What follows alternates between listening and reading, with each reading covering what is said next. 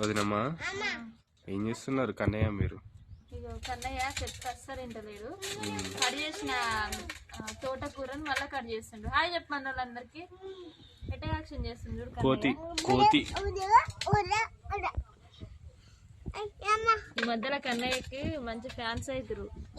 అవునా? ఫ్యాన్స్ ఎక్కువైపోతుంది అది చేసే పనులకి. ఫ్రెండ్స్ ఇగో తోటకూర ఈ మధ్యలో అయితే మొత్తం ఇగో ఇట్లా ఖరాబ్ వస్తుంది. అంత పుచ్చిపోయినట్టు అంత గలీజ్గా వస్తుంది. చూసి అయితే కోసుకోండి. ఇది చాలా టైం పడుతుంది కోయడానికి అయితే. మాకన్నా చూసి రైట్ చేస్తున్నా.